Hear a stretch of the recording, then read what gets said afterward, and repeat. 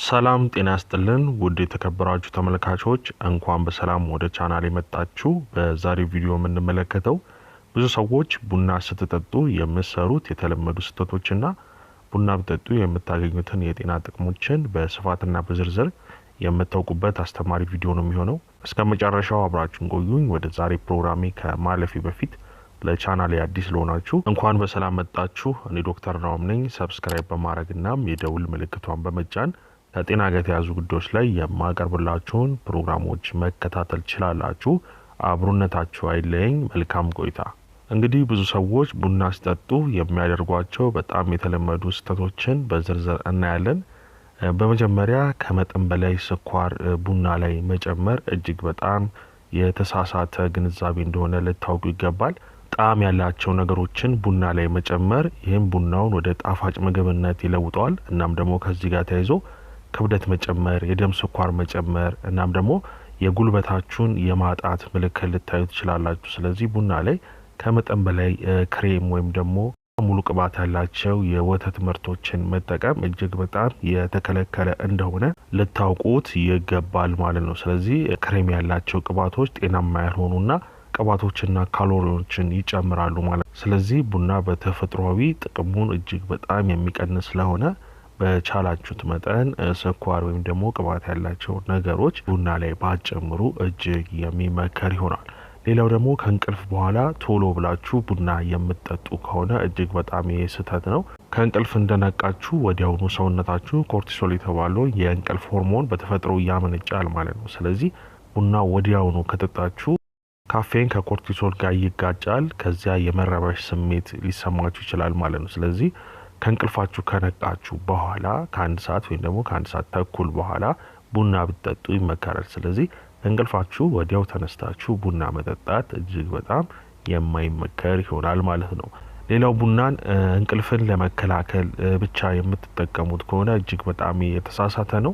ቡና ድካምን ሊያሸንፍ ይችላል፣ ነገር ግን እረፍትን አይተካም ማለት ነው። ስለዚህ እንቅልፍን ለማስቀረት በተደጋጋሚ ቡና የምትወስዱ ከሆነ ስር የሰደደ የእንቅልፍ እጦት ያመጣል ማለት ነው። ከጊዜ በኋላ የማስታወስ ችሎታችሁን እጅግ በጣም የሚጎዳው ይሆናል። ስለዚህ በተቻላችሁ መጠን ቡናን እንቅልፍን ለማስቀረት ብቻ መጠቀምን ማቆም አለባችሁ።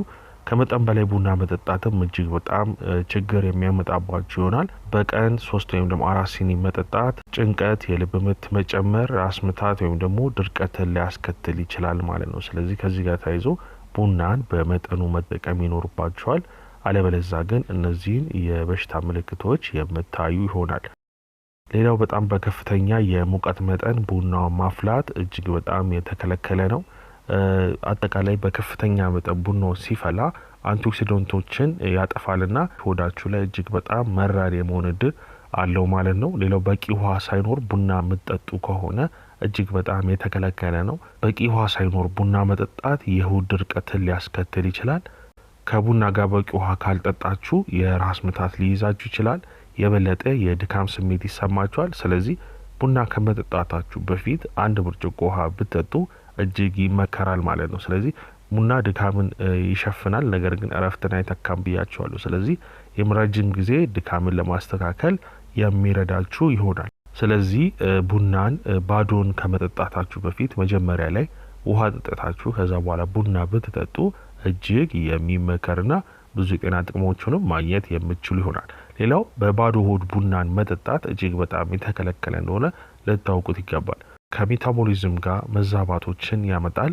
በባዶ ሆድ ቡና መጠጣት የሆድ አሲድን ይጨምራል፣ የሆድ እብጠትንም እንደዛው ሊያመጣ ይችላል ማለት ነው። ስለዚህ ከመጠን በላይ እንድትበሉ ያረጋችኋል። የሆርሞን ሚዛንም እየተባባሰ ይሄዳል ማለት ነው። ቡና ከምግብ ጋር በተሻለ ሁኔታ ይሰራል። አጠቃላይ በባዶ ሆድ ከመጠጣት መቆጠብ ይኖርባቸዋል ማለት ነው። ቡናን በባዶ ሆድ የምትጠጡ ከሆነ ከጥቅሙ ይልቅ ጉዳቱ ያመዝናል። ሌላው ውጥረት፣ ጭንቀት ሲኖር ቡና መጠጣት ካፌን ጭንቀት፣ ፍርሃትና የኮርቲሶል መጠንን ሊያባብስ ይችላል። ስለዚህ ውጥረት ካለባችሁ ለጊዜው ቡናን ትንሽ ጊዜ ወይ ደግሞ ትንሽ ሰዓት ባትጠጡ እጅግ ይመከራል ማለት ነው። ስለዚህ ይህንን ማወቅ ይኖርባችኋል ማለት ነው። በመጨረሻም ቡና በመጠኑ ሲወሰድ ብዙ የጤና ጥቅሞችን ይሰጣችኋል። ስለዚህ በውስጡ በመቶዎች የሚቆጠሩ ውህዶችን ይዟል። በሳይንስ ላይ የተመሰረተ የቡና የጤና ጥቅሞችን ደግሞ በዝርዝር ቀጣይ እነግራችኋለሁ። በአንደኛ ደረጃ ቡና የጸረ አንቲኦክሲደንት ምንጭ ነው። እናም ደግሞ ቡና በብዙ አመጋገቦች ውስጥ ካሉ ትላልቅ ጸረ አንቲኦክሲደንት ምንጮች አንዱ ነው እና እብጠትን ይቀንሳል፣ የበሽታን ይከላከላል እና ደግሞ ቡና ከፍራፍሬዎችና አትክልቶች ጋር ሲዋሃድ የበለጠ ጥቅም ይሰጣቸዋል። ጸረ አንቲኦክሲደንትነቱን እጅግ የሚጨምር ይሆናል ማለት ነው። ሁለተኛ ቡና ብትጠጡ የአንጎል ተግባርና የአእምሮ ንቃትን ለመጨመር ያግዛቸዋል። አጠቃላይ አእምሮአችሁ ይነቃል፣ ትኩረትን ያሻሽላል፣ የአእምሮ ድካምን ይቀንሳል፣ የማስታወስ ሁኔታችሁንም እንደዛው የሚጨምር ይሆናል ማለት ነው። በአግባቡና በመጠኑ ከተጠቀማችሁ ይህንን የምታገኙ ይሆናል። አጠቃላይ ግን የእውቀት ኮኔክቲቭ ተግባር ለማሻሻል እጅግ በጣም የሚያግዛችሁ ይሆናል። ሶስተኛ ቡና ብትጠጡ አይነት 2 የተባለውን የስኳር በሽታ ተጋላጭነትን እጅግ በጣም ይቀንስላችኋል። አጠቃላይ ቡና ጠጪዎች ለአይነት 2 የስኳር በሽታ የመጋለጥ እድላችሁ እጅግ አነስተኛ ይሆናል ማለት ነው። ስለዚህ የኢንሱሊን ስሜትን ያሻሽላል፣ የግሉኮስ መመጠጥን ይቀንሳል፣ አንቲኦክሲደንቶችና የደም ስኳር ሜታቦሊዝምን ለመቆጣጠር ይረዳል ማለት ነው። ይሄ ግን የሚሆነው ቡናን ባዶውን ብትጠጡት ይመከራል። አለበለዚያ ግን የምትጨምሩባቸው ነገሮችን እጅግ መቀነስ ይኖርባቸዋል ማለት ነው። ስለዚህ ቡና ላይ ከስኳር ውጪ ሌላ ነገር ባትጨምሩ፣ ስኳሩንም በመጠኑ የምታረጉት ከሆነ እጅግ የሚመከር ይሆናል ማለት ነው። ሌላው መደበኛ ቡና ጠጪዎች የስኳር በሽታ ተጋላጭነትን በ20 ወይም ደግሞ በ30% ይቀንሳል ማለት ነው። ስለዚህ ቡና ብትጠጡ እጅግ ይመከራል። ሌላው የልብ ጤናን ለመደገፍ ይረዳል። በመጠኑ ሲጠጣ ነው ያልኳችሁ። በቀን ከ2 እስከ 3 ሲኒ መብለጥ የለበትም። ለልብ ተስማሚ ሊሆን የሚችልበት እድል ሰፊ ነው። የደም ስሮችን ተግባር ለማሻሻል ይረዳል። ከልብ በሽታ ጋር የተያዙ እብጠቶችንም ለመቀነስ፣ የስትሮክ አደጋንም ለመቀነስ እጅግ ይረዳቸዋል። ስለዚህ ከመጠን በላይ ቡና መጠጣት ወይም ደግሞ ያልተጣራ ቡናን መጠጣት አንዳንድ ሰዎች ላይ የኮሌስትሮል መጠንን ሊጨምር ይችላል። ስለዚህ በመጠኑ እና የተጣራ ቡና መጠጡ ከሆነ ለልብ ጤናችሁ እጅግ የሚጠቅማችሁ ይሆናል። ሌላው ቡና መጠጣት የጉበታችሁን ጤና ለመጠበቅ ይረዳችኋል።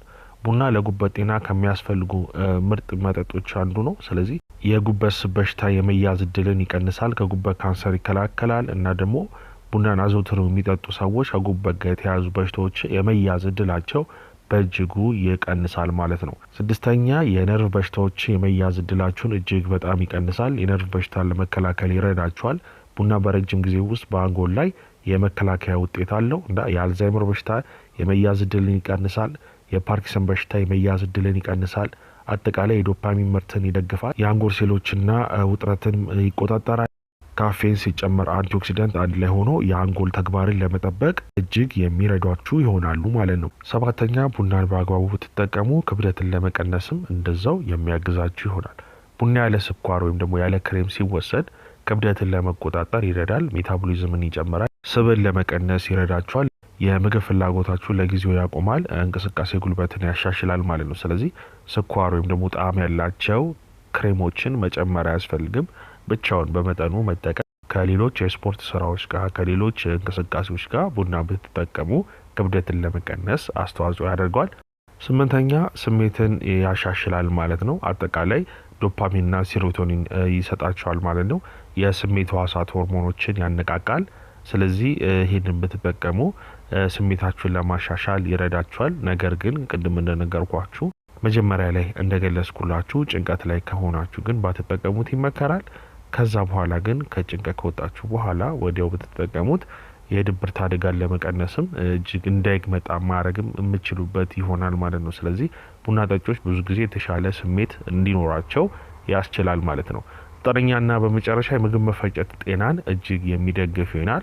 የምግብ መፈጨት ጤናን እጅግ የሚደግፍ ይሆናል። ቡና አጠቃላይ ምግብ መፈጨት ስርዓትን ያነቃቃል፣ የአንጀት እንቅስቃሴዎችን ያበረታታል፣ የአንጀት እንቅስቃሴን ይደግፋል፣ ጠቃሚ የአንጀት ባክቴሪያዎችን ሊያበረታታ ይችላል። ከምግብ በኋላ የምግብ መፈጨትንም እጅግ በጣም የሚያቀላጥፍ ይሆናል ማለት። ስለዚህ አጠቃላይ የምግብ መፈጨት ጤናን ለመጠበቅ ይረዳቸዋል።